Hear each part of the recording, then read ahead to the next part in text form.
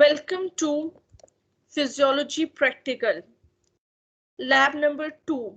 To understand the measurement of blood flow fluctuation using PTN104 pulse plethysmograph on LabScribe software. Lab instructor is Linta Khalil. How blood flow through the body. First thing is कि आपका जो heart है वो basically किस तरह से work करता है और उसमें ब्लड का जो फ्लो है वो किस तरह से होता है. बेसिकली हमारा जो हार्ट होता है वो from the born to death continuously वो पंप करता है. ठीक है, जब हमारा हार्ट पंप करता है तो जो हमारा बेसिकली फ्लो होता है ब्लड का वो हमारी बॉडी में बेसिकली पंप करता है. ठीक है, उसके बाद हमारा जो हार्ट होता है वो बेसिकली प्लेस होता है बिटवीन दी लंग्स. हमारे जो बायां फेफड़े की जानिब जो हार्ट होता है वो थोड़ा सा झुका हुआ होता है. ठीक है, इसके अलावा एक बारीक सी डबल लेयर वाली कहते हैं कि बारीक सी झिल्ली में ये बेसिकली हमारा हार्ट क्या होता है, क्लोज होता है, और जिसको हम लोग बोलते हैं पेरिकार्डियम. ये बेसिकली दिल की हिफाजत करती है झिल्ली. इसके अलावा हमारे हार्ट में बेसिकली आपको इधर भी नजर आ रहा होगा कि एक लेफ्ट साइड है और एक राइट साइड है. ठीक है, हमारे पास बेसिकली हम लोगों ने एक वॉल के जरिए अपने हार्ट को दो हिस्सों में बेसिकली तकसीम किया है. ठीक है, एक हमारे पास आप कहते हैं कि लेफ्ट साइड होती है और दूसरी क्या होती है, राइट साइड होती है. हमारे पास जो लेफ्ट साइड होती है वहां पे हमारे पास डीऑक्सीजनेटेड ब्लड बेसिकली फ्लो करता है. वो बेसिकली जो डायग्राम्स होती हैं उसमें वो ब्लू कलर का ब्लड बेसिकली डिनोट किया जाता है वहां पे. और हमारी जो राइट साइड होती है वहां पे ऑक्सीजनेटेड ब्लड होता है. बेसिकली जो वॉल होती है जो कि इन दोनों बेसिकली जो हमारे पास ये जो वॉल होती है उसको हम लोग कार्डिक सेप्टम बोलते हैं. बेसिकली ये जो कार्डिक सेप्टम होती है ये इन दोनों को आपस में मिलने नहीं देती. ऑक्सीजनेटेड ब्लड और डीऑक्सीजनेटेड ब्लड को आपस में बेसिकली मिलने नहीं देती. ठीक है, इसके अलावा हम लोग कहते हैं कि हमारे पास चार हिस्से होते हैं टोटल मींस के. जैसे लेफ्ट एंड राइट एट्रियम होता है जो कि हमारे पास लेफ्ट साइड पे होता है, उसको हम लोग बोलते हैं कि ये अपर चैम्बर में लाई करता है. और जो हमारा राइट साइड होता है वो बेसिकली लोअर चैम्बर में होता है. जो अपर चैम्बर होता है वो बेसिकली हमारे पास वो डिनोट करते हैं. बेसिकली अपर चैम्बर को हम लोग बोलते हैं ये एट्रियम है, और जो हमारा लोअर चैम्बर है उसको हम लोग अपना वेंट्री बेसिकली जो हमारा लोअर चैम्बर है उनको हम लोग वेंट्रिकल्स बोलते हैं. और इसके अलावा हमारे पास जो हमारा ब्लड होता है बॉडी पार्ट में एक जगह से दूसरी जगह ले जाने के लिए हमारे पूरी बॉडी में नैरो ट्यूब्स होती हैं. ठीक है, और हम लोग उसको बोलते हैं कि बेसिकली क्या है, ब्लड वेसल्स हैं. ठीक है, अब दिल की तरफ खून को जो चीज लेके आती है उसको बेसिकली हम लोग बोलते हैं कि वेन. दिल की तरफ जो खून लेके आने वाली जो नसें होती हैं उसको हम लोग बोलते हैं कि ये वेन्स है. और दिल से बेसिकली ऑनवर्ड जो हमारी बॉडी में जो खून लेके जाती है उनको बेसिकली हम लोग आर्टरीज बोलते हैं. ठीक है, दिल हमारा बेसिकली एक पंपिंग ऑर्गन होता है और ये कॉन्टिन्यूसली पंप करता है. ठीक है, ये बेसिकली आपका हार्ट जब तक इंसान जिंदा होता है, जब वो पैदा होता है फ्रॉम बर्थ टू डेथ तक ये कॉन्टिन्यूसली पंपिंग करता है. जैसे फॉर एग्जांपल अगर किसी को हार्ट अटैक होता है तो उसमें क्या होता है कि बेसिकली आपके जो ब्लड जो आपकी जो वॉल होती है उसमें बेसिकली क्लॉट्स जमा हो जाते हैं. ठीक है, जिसकी वजह से हमारा हार्ट क्या है, सही से पंप नहीं करता. जब हमारा हार्ट सही से पंप नहीं करता तो डिफरेंट डिजीजेस बेसिकली अकर होती हैं आपकी बॉडी में. और ब्लड फ्लो रेट क्या होता है, ब्लड फ्लो रेट बेसिकली हम लोग इसको डिफरेंट इक्वेशंस के ऊपर लिखा जाता है जो कि होता है कि F equals to delta P over R. Delta P basically rate of change of the pressure होता है, ठीक है। अब फॉर एग्जांपल अगर मैंने एक ब्लड वेसल लिया है तो उसके एक राइट साइड पे P1 होता है और लेफ्ट साइड पे P2 होता है, और उस वेसल्स की टोटल लेंथ हम लोग L होती है, और फिर उसकी विड्थ के ऊपर डिपेंड करता है। और with the increase of pressure कह लें कि या उसका जो रेजिस्टेंस आप कहते हैं कि उसके अकॉर्डिंग उसका जो क्रॉस सेक्शनल एरिया होता है उसके ऊपर भी ये डिपेंड करता है। उसके इंक्रीज और डिक्रीज होने से हमारे पास फ्लो रेट क्या होता है, इंक्रीज और डिक्रीज होता है। बेसिकली आपका जो ब्लड फ्लो रेट होता है वो डिपेंड कर रहा होता है आपके प्रेशर के ऊपर, ठीक है।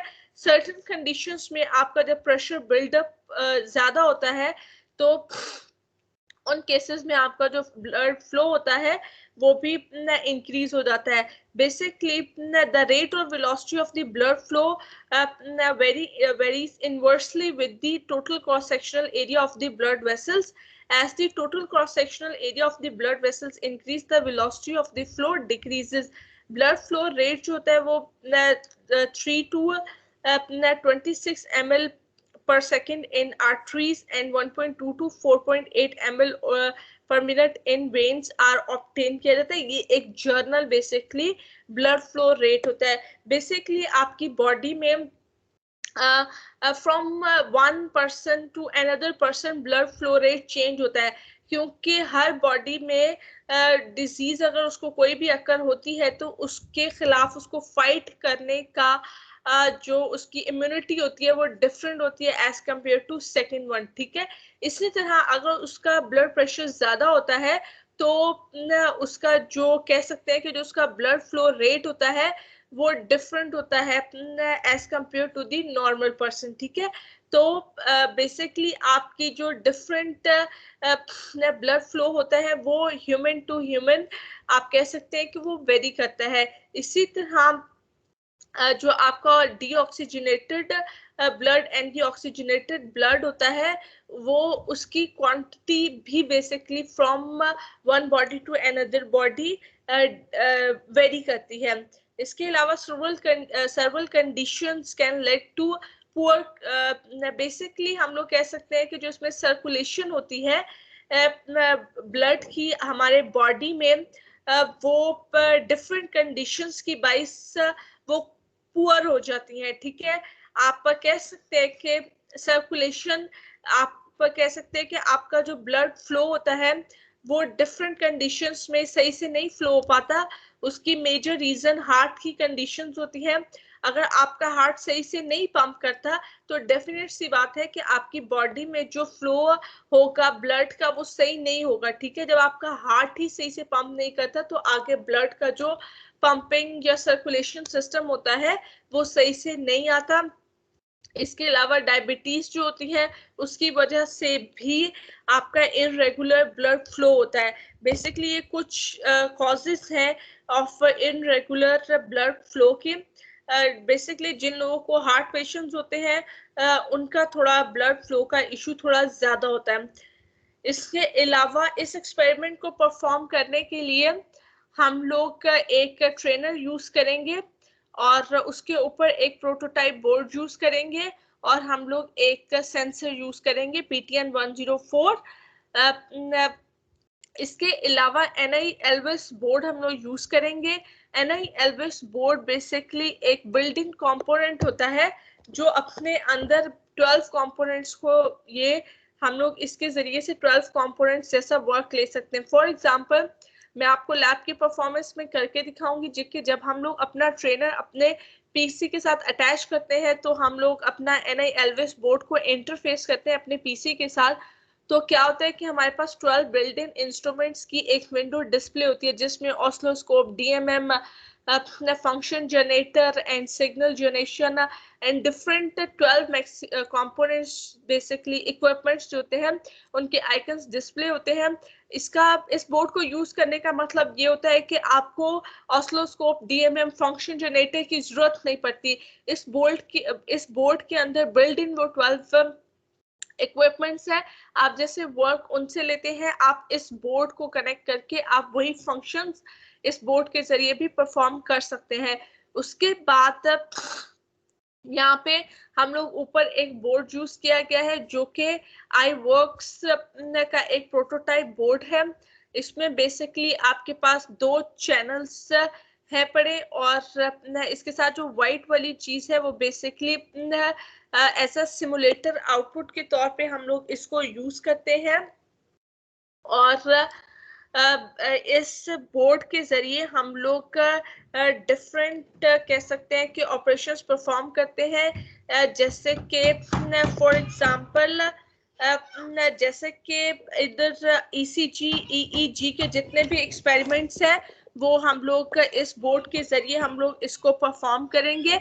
इसके साथ साथ जो ब्लड फ्लो फ्लक्चुएशन का एक्सपेरिमेंट है वो भी हम लोग इस ट्रेनर के जरिए हम लोग इसको परफॉर्म करेंगे। ठीक है, ये जो ट्रेनर है और इसकी जो कोडिंग है वो बेसिकली लैबस्क्राइब सॉफ्टवेयर के ऊपर की गई है और ये जो बोर्ड है और वो जो सेंसर है वो बेसिकली हम लोग चैनल 3 के ऊपर मोस्टली अटैच करते हैं।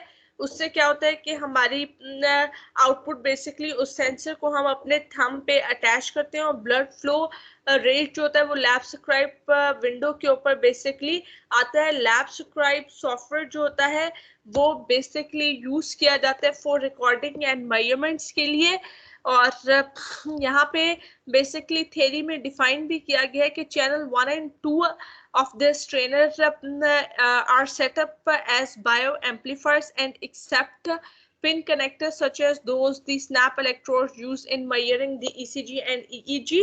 बेसिकली आपके पास ये जो red white green and blue basically channel 1 channel 2 and ground जो है बेसिकली यहाँ पे हम लोग अपने वो इलेक्ट्रोड्स की जो कनेक्टिंग वायर्स होती हैं वो अटैच करते हैं। ये वाली चीज जो होती है रेड ग्रीन एंड ब्लू ये बेसिकली आपकी जो ईसीजी और ईईजी के जो इक्विपमेंट्स होते हैं उसमें यूज किया जाता है। और इसके अलावा back of the NI Elvis using USB and power jacks basically यहाँ पे एक पावर कनेक्शन है और ये जो यूएसबी है ये हमारी हार्डवेयर के हमारे पीसी के साथ इंटरफेस होती है और यहाँ पे एक ऑन ऑफ का बटन है।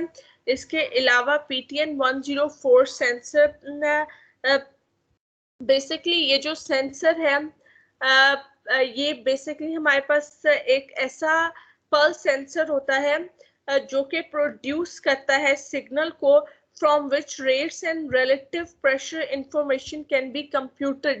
अगर आपसे कोई भी पूछे कि PTN 104 सेंसर क्या काम करता है बेसिकली ये सेंसर बेसिकली क्या होता है pulse sensor produces a signal from which the rates and relative pressure information can be computed।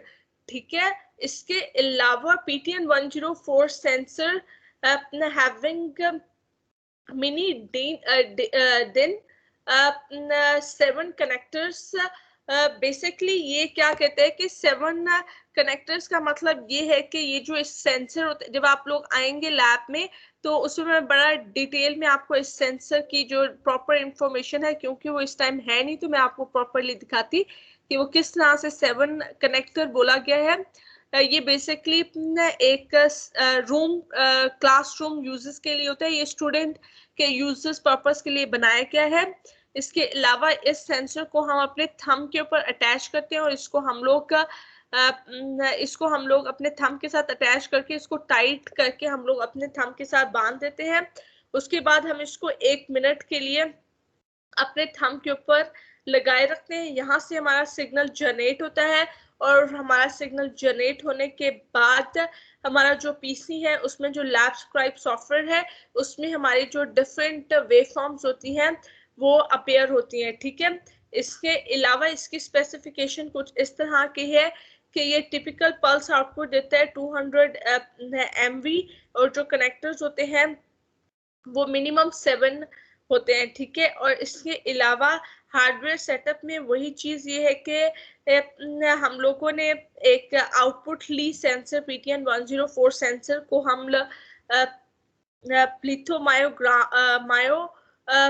Monograph भी बोलते हैं, प्लिथियो मोनोग्राफ भी बोला जाता है PTN 104 सेंसर को, वही सेंसर हम लोगों ने लिया, इसको हम लोगों ने अपने ट्रेनर के साथ अटैच किया और उसके बाद हमने क्या किया, इसकी जो आउटपुट है उसको लैब स्क्राइब के ऊपर एनालाइज किया।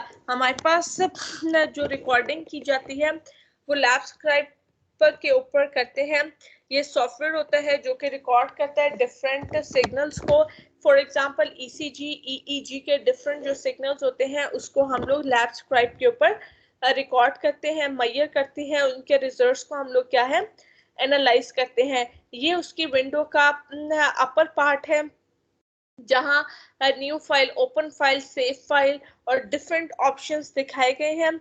उसके बाद ये भी उसी विंडो के नीचे भी होता है जहां पे हम लोग एनालिसिस करते हैं और डिफरेंट स्पेक्ट्रम कह ले कि आप लोग F fast Fourier transform, basically अपनी वेव फॉर्म को उस पर हम लोग डिफरेंट फिल्टर्स अप्लाई करते हैं ताकि जो क्लियर वेव फॉर्म है वो आ सके।